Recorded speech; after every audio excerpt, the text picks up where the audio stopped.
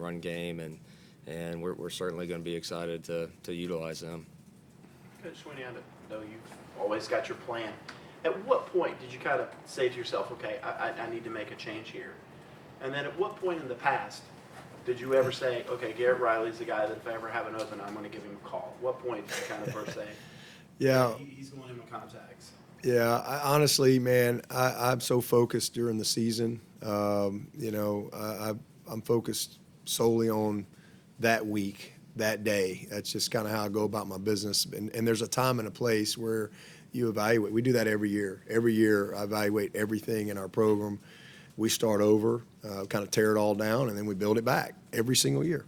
I always say, hey, we build a new house every year, and we're going to live in it. And so, and some years you have change that happens for other reasons, and some years you create change. So really just getting away after the game, the last game, and where we were.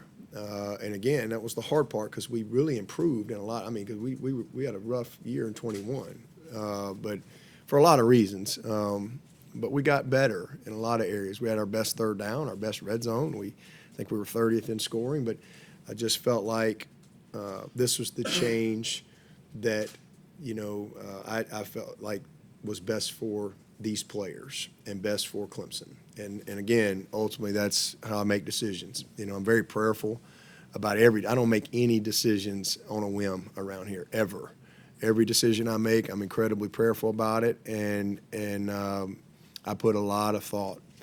And so the best thing was just being able to just get away for a few days and really process and start the evaluation process of our season, and with good perspective, because we had a great year. But I just felt like this was the change that was needed. And 34 first downs and 101 plays, we got to score. And that ultimately was one of those things that weighed heavily on me after that ball game. And then in totality where we were, I just felt like, again, it was the best thing for these players, for this personnel, and it was the best thing for Clemson. And that's kind of my litmus test for all decisions that I make. What's best for the player, number one. What's best for Clemson. And then once I kind of had peace in that, it was, I didn't want to just make a change to make a change. And, it's got to be the right change. So this was the right change. And the opportunity presented itself. I'd never talked to Gary. I've been around Lincoln a million times. I usually see him. When we go on a little staff trip right after signing day. I've seen him for several years and been around him, obviously. But I reached out to him and just kind of had a conversation. But it was easy, for him to be on the list, right? I mean, he's the top assistant coach in college football. What he's done at a young age at SMU, and then also, this past year. I mean, pretty easy to take notice of that. But that's all great. The stats are stats, and there's a lot of successful people out there, but successful people that fit me, that fit this program, that fit this staff, that fit the culture of Clemson, and that's different. It was easy, like the first conversation to all the conversations, and I mean, he's just a great fit for us. He's going to do an amazing job, and unbelievable family. I mean, his wife Lindsay, she's amazing. His mother-in-law Linda, I didn't get a chance. I mean, she's amazing. I got to spend a lot of time with her, but just a great family and football people, and so. It was just a good fit in every aspect. And then, talking ball and talking things and just philosophy and all these things, it just really all added up. Because it had to make sense for me, just like it had to make sense for him. And the more and more we talked, it was like, okay, this is right. And so, made the move. I want to follow up on that, talking about him Garrett as a person. Such a big part of all of this is also the recruiting aspect, and you were able to see right away his ability to connect and communicate with some of the future of this program. What have you seen? How has he maybe even surprised you and surpassed your expectation in his ability to relate to these kids and talk football with them? Yeah, it really hasn't surprised me at all, after, my dealings with him. I mean, I knew that he was going to be a natural in connecting with our guys here and also, with the recruits. And, I talked to Cade and CV before I ever made a change. Kind of all happened at the same time. I didn't want them to hear anything from anybody, but me. And, and again, because that's a tough change for them, but they were super excited about the opportunity with Garrett. And so obviously Cade already had a little bit of a relationship there, and CV knew of him. And so, going on the road and him being able to meet all of our, classes signed, right? So, but him being able to go on the road and for everyone to be able to meet him and understand him, and then to watch him communicate with our coaches and communicate with the families. And we've had a couple of different events, weekends and stuff. I mean, he's done a great job. And again, you don't have the type of success that he's had if you're not a good communicator. Coach Riley, TCU, SMU, obviously a couple schools that recruit heavily in the state of Texas, and I imagine you hold on to some of those ties that you made. But just how exciting is it for you to be at a program like Clemson that recruits all over the map? And also, I'd like to get your thoughts on talking about how important the running game is in your offense, just having a back like Will Shipley coming back.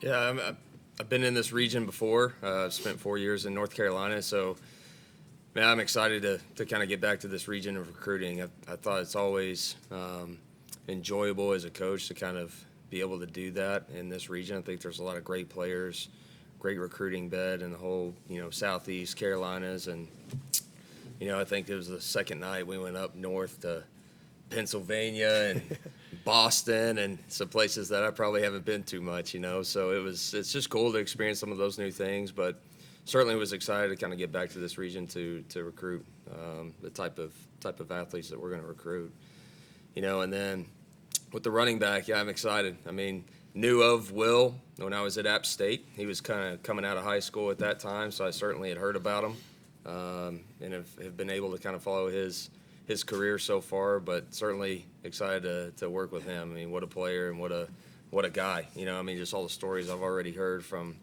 these coaches about what type of kid he is. He just sounds like an absolute rock star. So can't wait to get around him along with, Maffa. I know we got returning as well and other guys in that running back room. So ready to get this thing started with those guys as well. Yeah, well, I know the staff mentioned want to stick with a run more and maybe not doing that enough at times this year. Did that play any part of the decision to make a change? No. Is your involvement in the offense going to be about the same as usual? Any changes there? Or just from you? I won't be any different. It's been for 14 years. I've been involved for 14 years, and not just offense, defense, special teams, recruiting, staffing. There's not one area that I'm not involved in. So, excited about a change. And again, this is my 6th offensive coordinator since I've been the head coach, and look forward to, again, continuing to learn and continue to get better and definitely add value, where I can add value and help where I know I can help. Yeah, but you mentioned scoring, but were there other specific aspects of the offense? Yeah, just pass. We got to get better passing the ball, period. We got to be better. If we're better throwing the ball, we're going to, I think we've got really great foundation from a run standpoint, but we got to get better throwing and catching, and I think he's going to really help us there, and we got to be better on pass defense too. So those are the 2 areas that we got to really improve this year, and if we do, we'll like the results. Speaking of throwing and catching, when you put on a film of a high school wide receiver, what are something that you're looking for that sticks out to you when you're watching that film? I think guys that make competitive plays, guys that truly have ball skills and things that are natural to them of not just always making the play when they're wide open or something like that at the high school level, but when they're covered, when things are contested, making tough catches and competitive plays. That's always something that kind of jumps off the tape for me early on in recruiting and evaluating receivers. Coach Riley, Chandler Mack with WLTX in Columbia. You mentioned what you're looking for in wide receivers. Do you think Antonio Williams kind of fits that bill? Yeah, he can play whatever he wants. Yeah, no, he's had a great year. You know, he's dynamic. He catches things naturally. He makes things happen when the ball's in his hands. So, yeah, really excited about him. Coach Riley, some Big 12 defensive guys, when I asked, what is his, what do you see out of him? And they said, well, he likes to get his best player or maybe your weakest player. He's great at halftime adjustments, likes to get playmakers in open space. But how would you describe your offensive philosophy if you could just say, this is my mantra, this is what I do?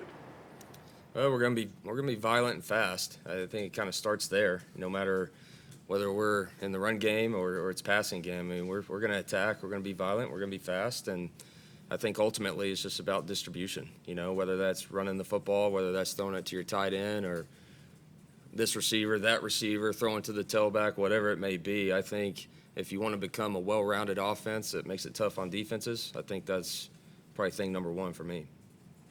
Yeah, but we've had this December, February signing stuff for a few years now. How have you guys adjusted to it? And it seems like it's working for you at the moment. It's. I wish they'd move it up earlier. That's the only thing I would change if I could change it. I wish they'd make it August 1, or either after August 1 of your senior year, you can sign any time you want.